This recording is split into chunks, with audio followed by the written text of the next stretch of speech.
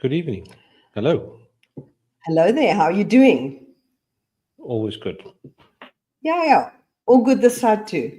And it's Okay. time that we started to have this little online chat again and talk about the news that's happening in our agricultural sector. So here we go again. It's been a while. So let's do this. Yes, it has indeed been a while, and we've decided that we want to bring this back. And we tried the daily thing. It is difficult to keep up with it, especially if we get busy. So we decided now that we're going to do this once a week, and it will most probably go out on a Friday morning. And so we're going to do a summary of news that we saw in the news channels this week related to our fresh produce sector or agricultural sector in South Africa. So, Louise, okay, so what we're going to do is we're going to be reading off these things, a little summary on each that we find, and then I'll put the links to those articles in the description where you can actually go and find them. And then also, let's see how it goes.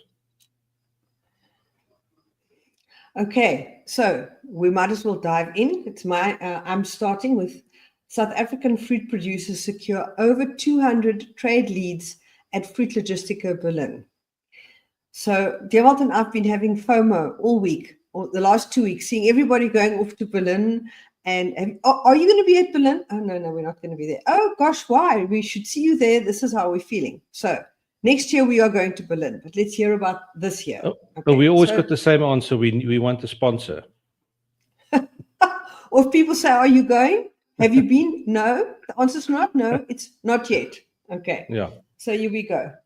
South African fruit producers secure a lot of trade deals. South African exporters of fresh produce who participated at the Fruit Logistica Berlin International Exhibition in Germany from the 5th to the 7th of February 2025 have returned with over 200 quality trade deals. The South African National Leads. Sorry. Not deals. It's nice not deals yet. It's nice to have someone that helps me along the way. Okay. The South African National Pavilion, organized by the Department of Trade and Industry and Competition, provided a platform for exporters to showcase the country's fresh produce potential. Anton Kruger, CEO of the Fresh Produce Exporters Forum, emphasized the importance of such an event for establishing new relationships and maintaining existing ones, especially in the citrus sector. Some members reported acquiring up to 50 new leads, highlighting the exhibition's value in facilitating business opportunities and securing deals for the upcoming season. And the source is a publication by the Department of Trade and Industry and Competition. We will put the link below. But everybody that has been to Fruit Logistica tells you have to go there once, at least once, to go and just see it and experience it. So next year, 2026, we're going to be there. Yeah, we probably don't want to go just once. We want to go multiple times. Definitely. But there's always a first, and we need to make that first happen. And everything on LinkedIn was simply Logistica. There was nothing else being posted anywhere.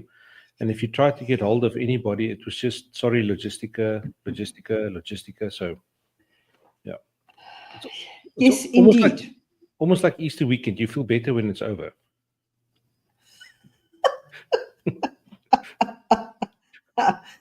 Yes, so it's quite a climate shock thing to go from a hot South Africa to a freezing Berlin at that time of year. But I think it's an amazing experience. I have been, but many years ago, and would love to go again. So something for us to work towards. Over to you, dear Walt. The second one, South African stone fruit industry launches its second annual consumer promotions in the USA.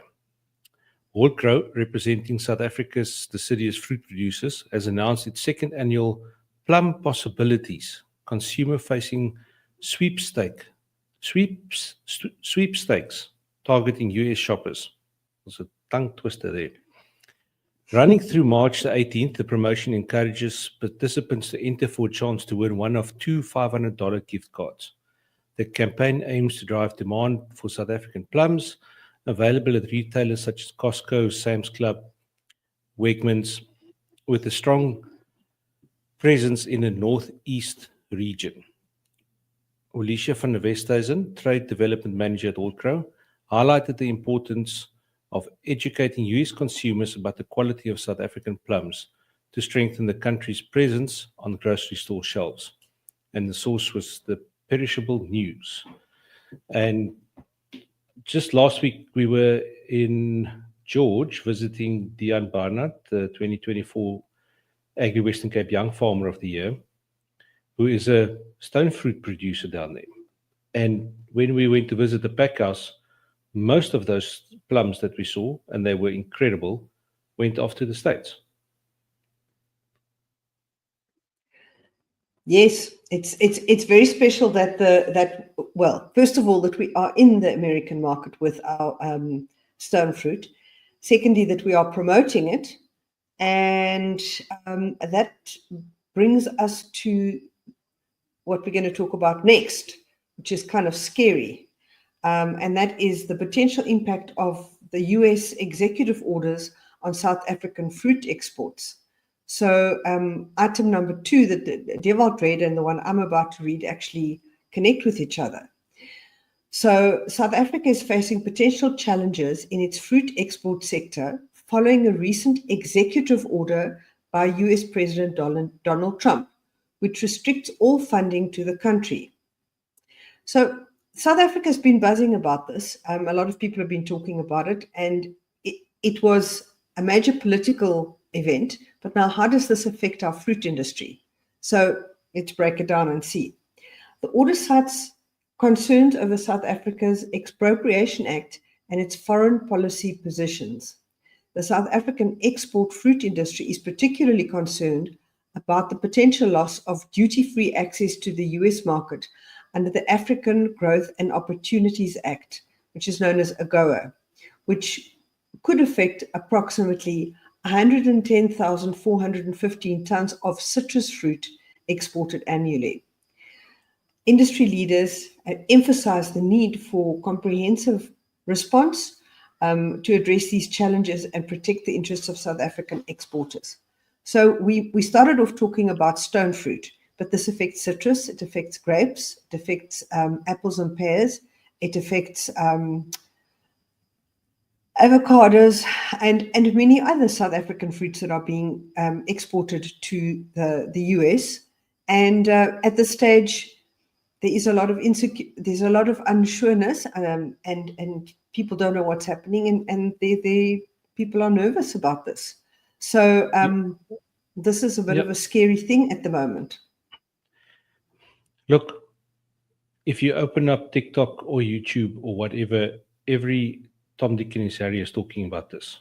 So now we're falling in line, and this, what we discuss, is often just our own personal opinion. So please don't crucify us. Nothing that we've heard in the news. But a question I've got is, AGOA has not been cancelled yet. Not that we know of. No. Okay. No. So a lot of this is possible, could happen. It has not been ordered or anything yet. So, yeah, you were going to say? Exactly as I was saying, there's uncertainty, and when you don't know, people worry. That is all we can say. So, as one hopes that things will become clearer in the short term, and we just have to keep our fingers crossed that all the scaremongering does not happen. Yeah, so we'll talk about this again. I don't think it's scaremongering. I just think people are talking about what could possibly be the thing, but the general public out there is just taking what could be as fact. So I think everybody, including our fantastic government, needs to get their horses in a row, step back, and just look at this as to how they're going to deal with this. Exactly. We are in that situation whereby we need to respond, and the response hasn't exactly been comprehensive. So there's not much more we can say except watch the space. Yeah, the president said that we are not going to be bullied and whatever. Unfortunately, the small guy in the playground does get picked on, and we are that small guy at the moment. So we need to fit in a little bit here with certain things. We can't just say to them, "Sorry, it's not how it's going to work." It is. We can't have our bread buttered on both sides. Yeah. Okay. Right. The next point, Limpopo farmers. Sorry, that previous one is the article on Fresh Plaza. Limpopo farmers struggle with failing road infrastructure despite promised repairs. Now, who's bullying who here? I think the state is bullying us because this is not yesterday's problem. It's not 2 weeks ago's problem. This is a 30-year ago problem, the roads up in Limpopo. And I've experienced it firsthand where you can drive at 80 kilometers an hour on the dirt road that's been created next to what used to be a tar road. Now, if any fresh produce has got to be exported on those roads, it is a complete stuff up. So let's just hear what it says here. Despite years of engagement with authorities, many roads in Limpopo remain in disrepair, posing significant challenges for farmers in transporting their produce. Deirdre Carter, CEO of Agri Limpopo, highlighted the ongoing struggles faced by local farmers due to deteriorating infrastructure, which affects their ability to access markets efficiently. The agricultural community continues to advocate for urgent repairs to support the sector's sustainability and growth. And that's from Farmers Weekly. Now, when I've been there, is that most of the growers up there, or the producers for that matter, they have become so used to the fact that the roads are so stuffed up that they just carry on doing their thing. So it will cost so much money to get that stuff fixed. I don't see it just happening. Yes, and in our discussions with Mitchell Brook, the logistics manager for CGA, one of the biggest problems with getting fruit that's been grown sold is actually getting it to the market and getting it over these completely messed up roads. And so it's getting to the point where this is really, really impacting agricultural production. And we won't solve this problem. This is an ongoing thing, but it is important, and it is affecting our country's agricultural sector on a daily basis. I mean, there are certain parts of our country where the farmers are actually, or have been, fixing the roads themselves. They come out with their vehicles and with their trailers, and they go and fix the roads themselves. Yeah, but while that is being fixing taxpayers. That's fixing potholes. If you fix a couple of potholes in a stretch of road, that's okay, you used to drive on. But driving on those roads where there's nothing left, there's really nothing left, apart from a couple of tar patches here and there, which is actually more dangerous than it just being a gravel road. There's nothing that can be done to that. That thing, you need to take a bulldozer and push whatever's left onto a heap and rebuild it from scratch. So Yeah. I just don't see that happening. It is very scary. Okay. Then from the Farmers Weekly, it says small farmers need title deeds for sector growth, says Agricultural Minister John Steenhuisen.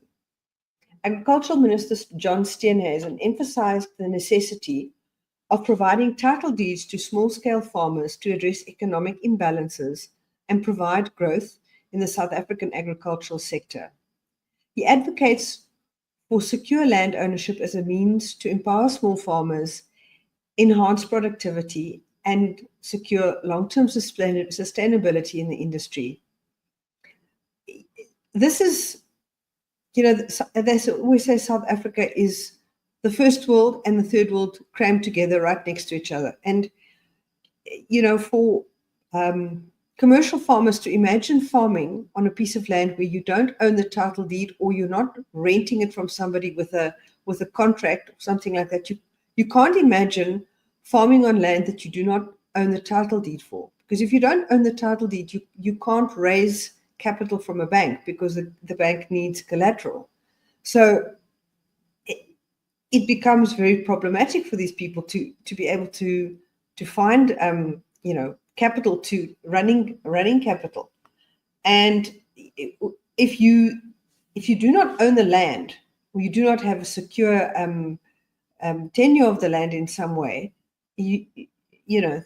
what trust do you have that you can continue farming next year when you've spent a lot of money on developing it? So it's a huge issue, and I have come across this where people have been farming for 20 and 30 years and they're still waiting for title deeds. So it's a big problem. Yeah, but this can also be a hornet's nest, because if you just start giving out land willy-nilly, whose land are you giving to who? That is exactly, I think, where this whole expropriation stuff is such a problem, because somebody already owns that land that needs now to have a title passed to whoever is going to own it. And having a title means, or title deed means, that you own the land then. So yes, indeed, it doesn't matter which part of the demographic you fall on. If you now own that land, who says somebody else can't come and take it from you? Well, this is another conundrum at the moment, which is very topical. And I think if you and I aren't going to solve those problems going down the road, talking about the Expropriation Act that's been signed. But we can ask the questions. We certainly can. I think if we go, you have a very good point. But I think here we are talking about small-scale farmers who there isn't more information here. But the point is, if you are farming and you do not own the land, it's very, very difficult to commit to spend a lot of money on the land, because you don't know what's going to happen to it next week or next month or next year. And that is universal. Well, in the last podcast that we put out, not the last one, the previous one, the end of last year with F&B, where they said about the successful things and how they secure bonds for people that do not own land and how people are working together. I see that stuff working. That stuff is working, and we're busy with the 2 productions now where we can see those things in action. Yes, indeed. Giving a title deed to somebody else, what does it mean? So now you give a title deed to Johnny come lately, and before you know it, the rest of his family is pitched up on the farm and settled it. And where's he going to farm now? Because how big is a small scale farmer? 1 hectare, 5 hectares, 20? You are now asking me how long is a piece of string. Yeah, well, that's so. I think this is the one that. But the point is, at the end of the day, if you farm and you want to continue farming long term, it is fortuitous if you can own the land, and I think that's what this is referring to. And I think that is our news for now. The formal news, what we can tell you, what we've been doing recently. We were in the Southern Cape. Dewald mentioned it. We were on the Young Farmer 2024 Young Farmer of the Year's farm, Deon Barnard, and he farms at Warboomskraal, which is on the northern side of the mountains behind George. So if you go over the pass from George, as if you're going to Oudtshoorn, and there is this beautiful, this beautiful lost hidden valley called Warboomskraal. And there we saw his unbelievable plums, and we also visited the hop plantations on his property. And that was incredible to see. And how people consume beer, but they don't think about how important the hops are for the flavor and the preservation of the beer. We got to stand in those orchards and see the most beautiful creepers that are like 5 meters high off the ground. And it was just incredible. So we are looking forward to putting together the video for him, which we have sponsored a marketing video for the Young Farmer of the Year. And it's just incredible to visit and see what they are doing. And it was so inspiring. On the subject of Young Farmer of the Year, I see that the entries have just opened for the 2025 Okay. Young Farmer of the Year. So, Fantastic. Well, okay, I think that's it. that's it. Is there anything more you wanted to add, Dewald?